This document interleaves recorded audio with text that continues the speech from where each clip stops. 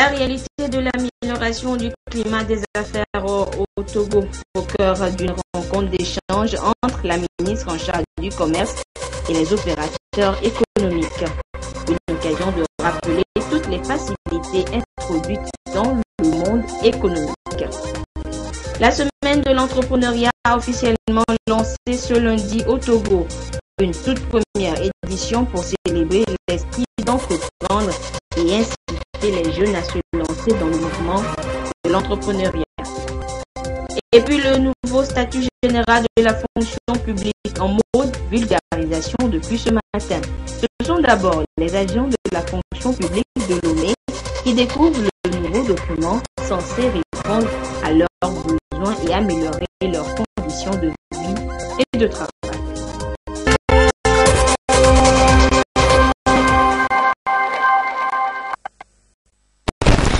C'était les principales articulations de ce journal. Bonsoir à toutes et à tous et merci de nous rejoindre pour le 20h sur la télévision togolaise.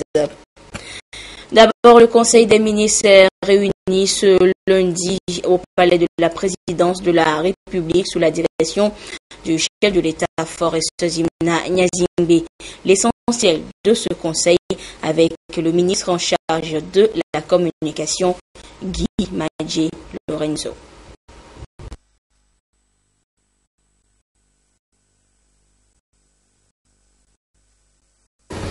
Le Conseil des ministres s'est tenu ce lundi 14 novembre 2016 au palais de la présidence de la République sous l'autorité du président de la République, son Excellence Fort Zimna Nyazimbe. Au cours des travaux, le Conseil a adopté 2 projets de loi et écouté des divers. Le premier projet de loi adopté par le Conseil est relatif à la loi de finances rectificative gestion 2016. Ce projet de loi est rendu nécessaire par l'évolution financière intervenue dans l'exécution de la loi de finances initiale adoptée le 29 décembre 2015. Elle s'impose par ailleurs pour résorber le déficit budgétaire initial qui se chiffre à 39,4 milliards de francs. Les hypothèses macroéconomiques sur lesquelles étaient fondées les prévisions budgétaires initiales pour 2016 ont connu une évolution. Le taux de croissance, initialement prévu à 5,3%, a été réajusté à 5% lors de la révision du cadrage macroéconomique d'octobre 2016. Par ailleurs, la mobilisation des ressources additionnelles sur le marché de l'UEMOA pour financer les dépenses sociales dans le cadre du programme d'urgence de développement communautaire PUDC et le remboursement d'une partie des arriérés de la dette intérieure, ainsi que le financement de certaines dépenses, notamment l'appurement des arriérés liés aux travaux des infrastructures routières, ont rendu nécessaire cette loi de finances rectificative. Le projet de loi de finances rectificative gestion 2016 s'équilibre en recettes et en dépenses à 1146,86 milliards de francs CFA contre une prévision de 1002,16 milliards de francs CFA, soit une augmentation de 14,4% qui annule le besoin de financement additionnel estimé dans la loi de finances initiale à 39,36 milliards de francs CFA. Le projet de loi de finances rectificative reflète les priorités de l'action gouvernementale qui demeurent la relance de l'activité économique et la consolidation d'une croissance soutenue et plus inclusive pour un développement économique et social harmonieux du pays. Elle traduit aussi la volonté du gouvernement de redonner souffle au secteur privé destiné à jouer un rôle plus important dans la consolidation de la croissance. Les performances qui se dégagent de cette loi témoignent de la bonne gouvernance dans la gestion des finances publiques. Le second projet de loi adopté par le Conseil porte loi de finances gestion 2017. Le projet de loi de finances pour 2017 intervient dans un contexte où notre pays s'engage, sous la haute autorité de son Excellence, Monsieur le Président de la République, sur la voie de nouvelles réformes structurelles et institutionnelles visant à renforcer l'assainissement des finances publiques. Elle est axée sur l'atteinte des objectifs prévus dans le document de la stratégie de croissance accélérée et de promotion de l'emploi SCAP, en prenant d'ores et déjà en compte les orientations du prochain plan national de développement PND qui interviendra en 2018. Cette croissance se veut encore plus inclusive et sera orientée principalement vers les secteurs sociaux. L'année 2017 sera l'année de la maîtrise des grands équilibres macroéconomiques et budgétaires, ainsi que du redéploiement des dépenses d'investissement pour des marges de manœuvre favorisant la croissance inclusive tout en maîtrisant le déficit. Pour 2017, le taux de croissance prévisionnel est de 5% avec un taux d'inflation estimé à 2,5% du PIB. En matière de ressources, seront poursuivies la politique et les réformes fiscales, notamment l'élargissement de la base fiscale visant à desserrer les taux sur les grandes entreprises, de même que la recherche de nouvelles niches fiscales et la politique d'innovation fiscale permettant d'améliorer le taux de pression fiscale qui se chiffrerait à 22,1% en 2017. En matière de dépenses, afin de prévenir tout dérapage de nature à fragiliser les équilibres macroéconomiques, une gestion prudente et efficiente des dépenses sera également poursuivie. La qualité de la dépense publique sera améliorée, notamment en prenant en compte les priorités stratégiques sectorielles et les plans d'action prioritaires admis dans la SCAP. 46,8% des dépenses publiques seront orientées vers les secteurs sociaux. Ces actions, mises en œuvre à travers le programme d'urgence pour le développement communautaire PUDC et le PAPV, visent une amélioration des conditions de vie des populations vulnérables dans les différentes régions de notre pays, avec un accent particulier sur le développement des infrastructures et la réduction de la pauvreté. Les prévisions budgétaires pour 2017 s'équilibrent en ressources et en charges à 1218,7 milliards de francs. Les ressources sont estimées à 1218,7 milliards contre 962,8 milliards de francs CFA en 2016, soit une hausse de 26,6%, dont les recettes budgétaires chiffrées à 806,5 milliards de francs CFA contre 750 milliards de francs CFA en 2016 sont en hausse de 7,5%.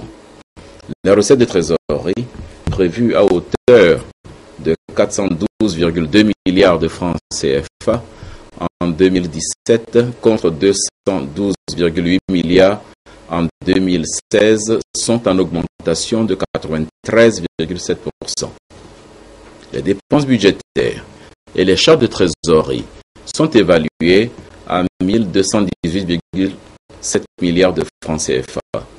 Les dépenses budgétaires 2017 se chiffrent à 839,8 milliards contre 808,1 milliards de francs CFA en 2016, soit un accroissement de 3,9%, et les charges de trésorerie à 378,9 milliards de francs CFA en 2017 contre 194 milliards de francs CFA en 2016, soit une augmentation de 95,3%. En définitive, le projet de loi de finances et gestion 2017 est essentiellement orienté vers la satisfaction des besoins sociaux auxquels elle consacre une très grande part des ressources, 46,8%, ainsi que la réalisation de certaines infrastructures qui sont dans un état d'exécution avancé et le renforcement de la gouvernance. Le projet de loi de finances gestion 2017 a pour objectif une croissance durable et partagée. Au titre des divers, le Conseil a été informé que sur instruction de son Excellence, Monsieur le Président de la République, un atelier sur la décentralisation sera organisé par le ministère de l'Administration territoriale, de la décentralisation et des collectivités locales le 6 décembre 2016. Cet atelier, très important, regroupera plus de 200 participants venant de tous les horizons de notre nation. Le Conseil a également été informé de la cérémonie de réouverture des activités de pêche sur le lac d'Angbeto le mardi 15 novembre après une période de repos biologique de 4 mois. Enfin, le Premier ministre a rendu compte au Conseil de la revue annuelle du niveau d'exécution de la SCAP pour l'exercice 2015 qui aura lieu le 29 novembre 2016. Pour mémoire, la revue annuelle 2014 a été réalisée en janvier 2016. Le but de cette revue est d'examiner à temps l'écart entre les objectifs fixés par la SCAP et les réalisations du gouvernement afin de déterminer les ajustements à imprimer. Fait à Lomé le 14 novembre 2016, le Conseil des ministres. Et sachez également que le chef de l'État, Forest Zimna Nyazingbe, est attendu ce jour au Maroc, où il participera à la 22e conférence de la Convention cadre des Nations Unies sur les changements climatiques COP22 qui se tient déjà à Marrakech du 7 au 18 novembre de cette année sous le thème COP22, COP d'action. Ce grand rendez-vous est destiné à préparer et organiser la mise en marche du pacte mondial de lutte contre le réchauffement climatique dont les objectifs ont été fixés dans l'accord de Paris l'année dernière. Le chef de l'État prendra notamment part à la session de haut niveau demain mardi 15 novembre qui offre une tribune pour les déclarations des dirigeants. Au cours de son séjour marocain, le président de la République aura également des entretiens bilatéraux et des échanges avec des personnalités dont le secrétaire général sortant des Nations Unies, M. Ban Ki-moon. Souvenez-vous, le 19 septembre dernier, le chef de l'État avait signé l'accord issu de la COP 21 de Paris, un corpus universel et juridiquement contraignant autour d'un programme de 17 objectifs et d'une stratégie pour lutter contre les changements climatiques. À cette occasion, Faure Nyazingbe avait réitéré le souhait qu'une attention toute particulière soit portée à l'initiative africaine sur les énergies renouvelables. Lors de la 21e conférence des Nations Unies sur le climat tenue en décembre 2015 donc à Paris, la délégation officielle du Togo avait été saluée pour son rôle constructif dans les négociations. Et sachez pour finir que le Togo représente 0,02% des émissions mondiales. L'amélioration du climat des affaires est une réalité depuis plusieurs années déjà au Togo. Des tracasseries et lenteurs administratives qui ont été supprimées pour le bonheur des opérateurs économiques que le ministre du Commerce a justement rencontré ce matin pour une mise au point. Le compte rendu avec Komou Koyede. Le climat des affaires au Togo est de plus en plus assaini. Plusieurs réformes destinées à soulager les peines des opérateurs économiques sont donc mises en place. Aujourd'hui, tout opérateur économique peut créer son entreprise en 24 heures. Une réforme introduite dans le secteur depuis 2011. Mais elle reste méconnue des opérateurs économiques de l'intérieur du pays, à en croire le ministère en charge de ce secteur.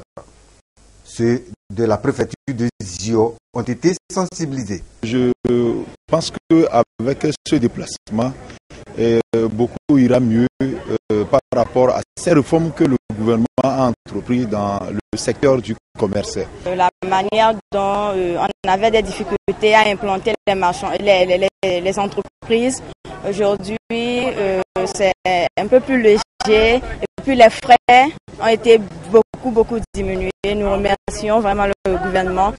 L'initiative vise à soutenir et améliorer les activités commerciales avec pour souci de booster la croissance économique dans la dynamique de lutte contre la pauvreté. Aujourd'hui, nous avons déjà la création d'entreprises en 24 heures. Parfois même en moins de 24 heures, vous amenez votre dossier le matin, l'après-midi, vous avez votre carte. Donc aujourd'hui, nous sommes venus pour nous assurer que tout le monde est au courant de ce que nous sommes en train de faire. Ce n'est pas une nouvelle réforme, mais en même temps, elle reste jeune dans sa vie et nous voulons nous assurer que tout le monde est au courant de ce qui est en train d'être fait. Était à l'ordre du jour la mise en place du guichet unique, son système de fonctionnement favorable au commerce extérieur, la lutte contre la corruption avec son numéro vert 82-80 qui sert à dénoncer toute tentative. Et ces opérateurs économiques sont pour la plupart des entrepreneurs. Eh bien, l'esprit d'entreprendre est aujourd'hui célébré dans de nombreux pays du monde. Le Togo a rejoint le mouvement avec la toute première édition de la Semaine mondiale de l'entrepreneuriat qui vient d'être lancée. Une initiative du groupement des incubateurs de start-up et associations de promotion de l'entrepreneuriat au Togo. Il s'agit de fêter l'entrepreneur et l'esprit d'entreprendre. Des précisions avec Antoinette Romao. L'entrepreneuriat constitue aujourd'hui un des palliatifs au problème du chômage des jeunes au Togo. Il est donc essentiel de motiver davantage la jeunesse à entreprendre et aider les entrepreneurs à acquérir de nouvelles compétences pour assurer le succès de leur entreprise.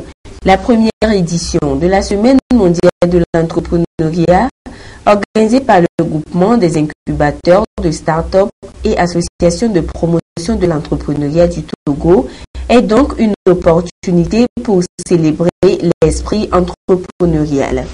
C'est une journée qui va se consacrer essentiellement à une formation spécialisée pour les jeunes entrepreneurs, les primos, les néos qui se sont déplacés ce matin. Et donc nous allons leur former et leur donner plus de motivation pour entreprendre. La ministre des Postes et de l'économie numérique soutient l'initiative et s'engage à accompagner les jeunes à réaliser leurs rêves. C'est une excellente initiative qui a été vraiment montée par les jeunes. Lorsque je parle un peu avec les jeunes, ce qu'ils me disent, c'est que c'est très important de mettre en place des réseaux d'autres entrepreneurs comme eux. Et ce type d'événement, comme cette semaine mondiale de l'entrepreneuriat, eh bien, permet justement de pouvoir échanger. Grâce à l'innovation et à la création d'emplois, les entrepreneurs peuvent favoriser la prospérité économique du Togo.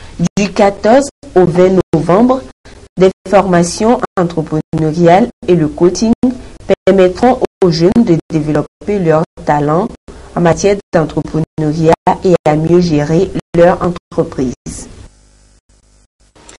Et entreprendre peut également être une sorte de développement personnel. Les 15 lois inestimables de la croissance de John Maxwell Maxwell était au menu d'une formation en développement personnel justement hier après-midi à Lomé, organisée à l'initiative de l'équipe de John Maxwell du Togo. Cette deuxième édition a permis au public de partager les secrets des experts en matière de gestion des ressources humaines, de l'éducation des enfants ou bien de croissance personnelle. Voyons tout cela avec Essoram. Les 15 lois inestimables de la croissance de John Maxwell se présentent comme des clés qu'il met à la disposition de son auditoire.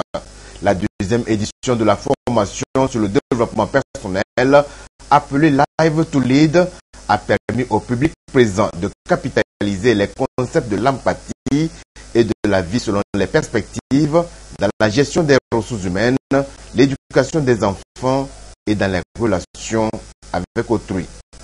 Le leader doit pouvoir développer ce paramètre de développement personnel en pensant à sa croissance, la croissance de l'individu,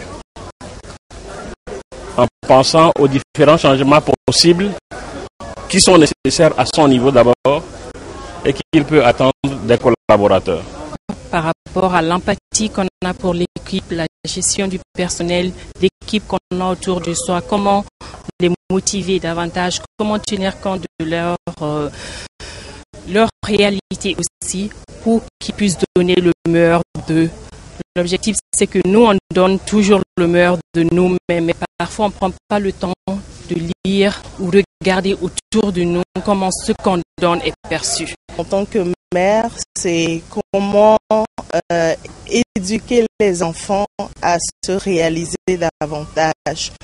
Et donc, il ne suffit pas de les commander ou de les organiser, mais de les amener à identifier les choses, à s'organiser et à être dans un processus autonome.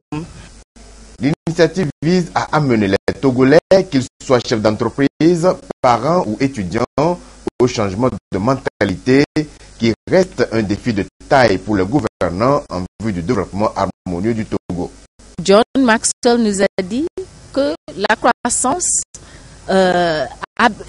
il faut un changement pour accroître. Si vous voulez accroître, mais vous ne voulez pas changer, ça va être compliqué. Et vous savez, nous parlons beaucoup de changement. Beaucoup de gens parlent de changement, mais eux-mêmes ne voulaient pas changer. On ne peut pas avoir un changement si on ne peut pas changer. Donc, c'est les informations comme ça. Et aussi, Liz Wiseman qui nous a dit qu'il y a toutes sortes de leaders. Il y a ceux qui aident à diminuer même le talent des autres. Il y a ceux qui aident à multiplier. La confiance en soi, le partage des connaissances sont entre autres dispositions qui permettent la croissance personnelle. Selon l'orateur John Maxwell, qui a à son actif plusieurs ouvrages, chacun a quelque chose à offrir à l'humanité. La campagne de vulgarisation du nouveau statut général de la fonction publique a débuté ce matin à Lomé et c'est avec les agents de l'administration publique. Ils se sont retrouvés pour échanger, analyser et cerner davantage le nouveau cadre juridique portant statut général de la fonction publique. Et sachez que cette campagne de 3 jours va s'étendre au reste des régions du pays après l'étape de Lomé. Le compte rendu avec Pierre Sesoupa. C'est depuis 2013 que la loi portant statut général de la fonction publique togolaise est rentrée dans sa phase d'application. Une avancée vers l'amélioration des conditions de vie et de travail des agents de l'administration publique. Ces derniers, ici représentés à cette campagne de vulgarisation, vont redécouvrir les réformes introduites dans le nouveau texte de loi. Elles vont des droits et devoirs d'un agent public à la procédure disciplinaire dans la fonction publique. Le Togo a opté pour une administration, une fonction publique de carrière. Maintenant, le nouveau statut vient coupler ce modèle de carrière au modèle d'emploi. Donc, ça change un peu les donnes et il faut que nous internalisons les nouvelles dispositions, que chacun puisse se l'approprier en vue de mieux l'appliquer. Donc, durant les 3 jours, il s'agira de partager le contenu de ce statut et de son décret d'application pour une meilleure application dans les jours à venir. Il est prévu également des séances de sensibilisation sur le comportement, la conduite de l'agent public pour une meilleure administration pour le développement de notre pays.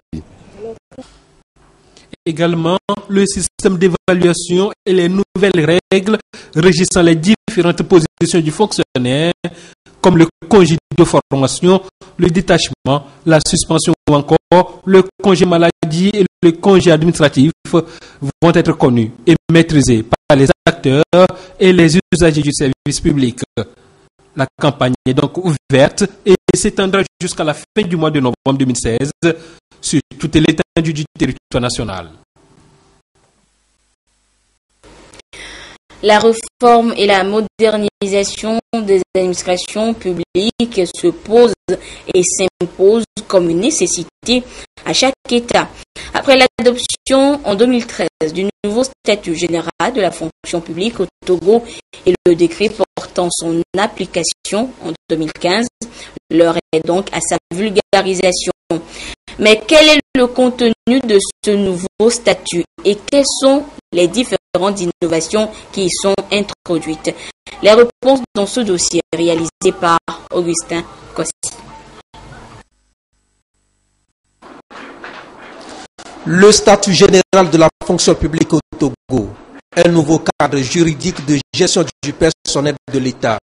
Avec 262 articles, il comporte des dispositions innovantes qui prennent en compte les différentes catégories d'agents et la grille salariale.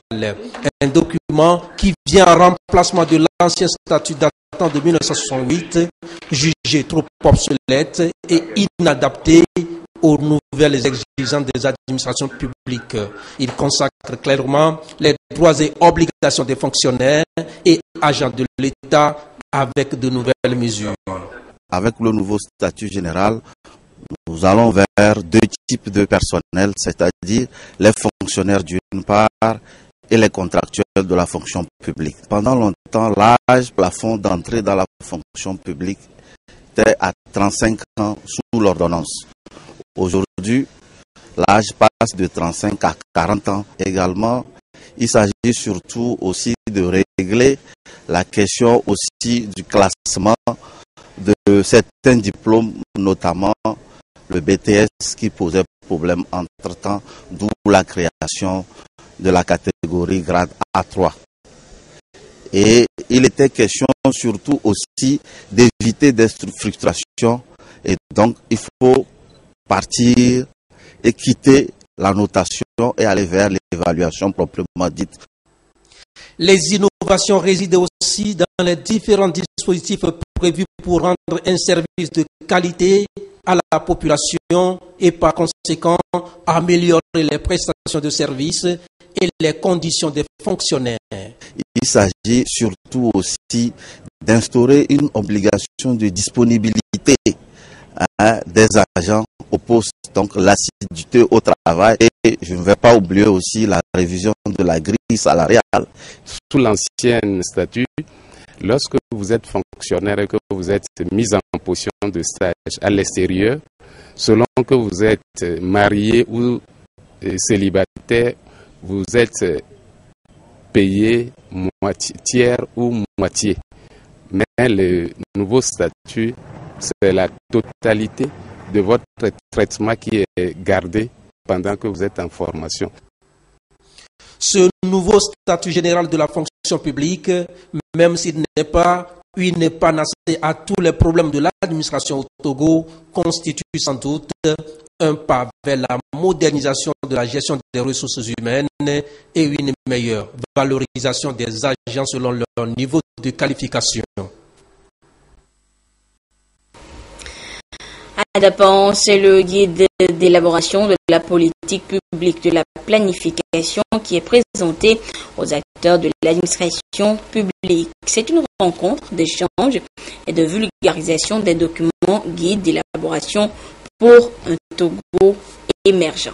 Des précisions avec la correspondance depuis Dapan de Désiré Aloy.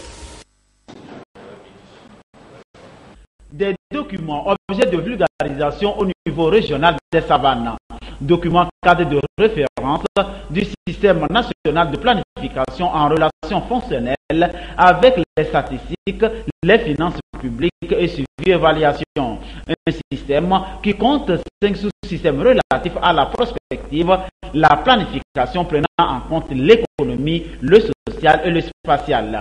Il s'agit alors pour la Direction générale de la planification et du développement de sensibiliser les acteurs de l'administration publique et ONG de la région des savanes sur la documentation élaborée donc dans le cadre du système national de planification. Et nous pensons que à travers ces guides, qui d'abord vont renforcer les capacités de gestion des ressources humaines, capables de pouvoir implanter la chaîne planification, programmation, budgétisation, exécution et suivi évaluation.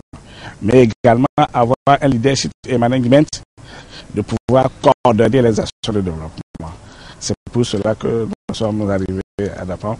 Tout le monde est là pour nous écouter. À la fin de cette réunion, ils seront à même de commencer concrètement l'élaboration de leur plan national de développement au niveau régional. Dapan constitue la dernière étape de cette tournée nationale de sensibilisation sur l'utilisation des concepts usuels de planification pour un Togo émergent d'ici à 2030. Comment créer une émulation chez la jeune fille togolaise dans l'optique qu'elle puisse occuper des postes décisionnels de responsabilité? La solution vient peut-être d'une simulation. Mademoiselle Céline Ekon a joué le rôle de ministre de la planification et du développement le temps d'une journée. C'était la semaine dernière. Et l'initiative vient de Plan International Togo qui œuvre aux côtés des autorités togolaises attachées à la question de genre. Les précisions avec Komu Poyode. Juste 24 heures de temps pour jouer le rôle du ministre de la Planification et du Développement. Mademoiselle Cécile Ekon, étudiante à l'ESAC N2, est introduite dans son bureau. Un coup d'œil sur l'agenda de la journée, puis un entretien avec ses collaborateurs immédiats. Une simulation pour ainsi créer une émulation chez la jeune fille togolaise, à en croire les initiateurs. Il s'agit de pousser la jeune fille togolaise aujourd'hui à souhaiter et à s'engager vivement, à rêver très haut, à occuper des postes de haut niveau comme celui d'un ministre de la planification. Nous avons déjà beaucoup de femmes dans le gouvernement et à l'hémicycle. Et naturellement, nous voulons engager, créer l'émulement chez ces filles, afin qu'elles puissent s'engager à accompagner cette dynamique que le gouvernement a engagée. Puis, une tournée dans les services relevant de son département. Mademoiselle Cécile a surtout échangé avec le personnel des services de statistiques. Elle s'est ensuite rendue au lycée de Topoint où elle a entretenu les jeunes élèves sur les objectifs du développement durable. Je suis venue ici au lycée de Topoint en tant que ministre de la planification et du développement. Alors, en tant que fille moi-même, je fais appel à tous mes autres sœurs de penser grand, de mettre en action leurs pensées. Notre objectif global, c'est 100 millions de jeunes filles d'ici 2030. Leur permettre de renforcer leurs capacités en matière de prise de décision, en matière de participation à la prise de décision. Cette démarche est donc l'œuvre de Plan International Togo, Une démarche qui s'inscrit dans la dynamique de la célébration en différé de la journée de la jeune fille. Hors du Togo, pour la première fois depuis son élection, Donald Trump a répondu aux questions d'une télévision américaine. On en sait désormais un peu plus sur son programme et son équipe. Le nouvel homme fort des États-Unis a tenu un discours modéré en général, mais il reste déterminé à lutter contre l'immigration illégale. Tower transformé en antichambre du pouvoir. À l'heure de la transition, c'est ici que se prépare la future administration américaine, que convergent ceux qui sont appelés à jouer un rôle. Car Donald Trump recrute plus de 4000 postes à pourvoir. Il est très occupé, il a des rendez-vous avec de nombreuses personnes. Il a eu plusieurs appels téléphoniques de Carly Fiorina, John Kasich, du gouverneur Jeb Bush. C'est vraiment exaltant. Pour l'heure, Trump compose sa garde rapprochée, avec un certain souci de l'équilibre. Ainsi, le président du parti républicain, Reince Priebus, un homme ayant de bonnes relations au Congrès, devient secrétaire général de la Maison-Blanche. Mais Stephen Bannon, directeur de campagne controversé de Trump, proche de l'extrême droite, est lui bombardé haut conseiller et chef de la stratégie. Souffler le chaud et le froid, c'est aussi la ligne de conduite de Trump dans sa première interview télévisée. Avec des mots apaisants à l'égard des Clinton ou encore sur l'Obamacare, l'assurance maladie mise en place par son prédécesseur, mais un discours de fermeté sur l'immigration illégale. Nous allons trouver ceux qui sont des criminels et trouver ceux qui ont un casier judiciaire, les membres de gangs, les trafiquants de drogue. On en a beaucoup, sûrement 2 millions, peut-être même 3 millions. Nous allons les sortir du pays ou les incarcérer. Mais nous allons les renvoyer de notre pays. Ils sont là illégalement. Trump veut en priorité sécuriser la frontière avec le Mexique par un mur ou du moins par des clôtures sur certains tronçons. Malgré quelques concessions, Donald Trump n'abandonne pas ses projets et compte bien remodeler la Cour suprême en sa faveur. Retour en page nationale avec ce communiqué du ministre de la Sécurité et de la Protection civile qui porte à la connaissance du public que l'importation, la vente et l'usage de pétards assourdissants et autres objets du genre qui troublent la tranquillité des populations sont et demeurent rigoureusement interdits sur l'ensemble du territoire national, notamment en ces périodes de fêtes de fin d'année. Des instructions spécifiques sont données aux forces de sécurité pour procéder à leur saisie, traquer et, si besoin, interpeller tout contrevenant. Le ministre en charge de la protection civile compte sur le civisme et la bonne compréhension de tous pour le respect des présentes dispositions. La promotion 2016 de la faculté de théologie des Assemblées de Dieu du Togo est en fin de formation. Les étudiants ont reçu leur diplôme qui vont de la licence en théologie au master en missiologie en passant par le diplôme postsecondaire en théologie. Ils sont au total 107 issus de 15 pays d'Afrique et des États-Unis. Carmen Madji, Akapo. Ces étudiants de la faculté de théologie des Assemblées de Dieu FATAD sont fin prêts à amener l'évangile dans les différentes contrées du monde. Baptisés ouvriers de la Pentecôte pour la grande moisson ici et au-delà, ils se disent prêts à œuvrer sous la conduite de l'Esprit Saint pour assurer le salut des âmes perdues. Nous sommes prêts par des enseignements que nous avons reçus, des formations que nous avons reçues pour rendre cet appel encore très efficace. Donc, je suis équipée maintenant pour aller continuer l'œuvre de Dieu. C'est vraiment des sentiments de grande émotion. Les efforts que nous avons fournis pendant quelques années sont récompensés. En rentrant, nous allons encore bénir notre pays avec tout ce que nous avons reçu ici. Voici, je vous le dis, levez les yeux et regardez les champs qui déjà blanchissent pour la moisson. C'est avec ce passage de Jean 4, verset 35, que le corps administratif de la FATAD a exhorté ses étudiants de la promotion 2016 à se lever et à apporter la victoire au peuple de Dieu. Et je leur encourage de travailler de tout cœur dans le champ missionnaire et aussi de continuer leurs études, de continuer à étudier. Cette célébration marque le 45e anniversaire de la FATAD. L'école a été accréditée par l'association pentecôtiste et théologique en Afrique, APTEA. Voilà, donc c'est sur ces belles images de remise de diplômes aux différents pasteurs que se referme cette édition. Merci à vous qui l'avez suivi un peu partout grâce à la télévision togolaise.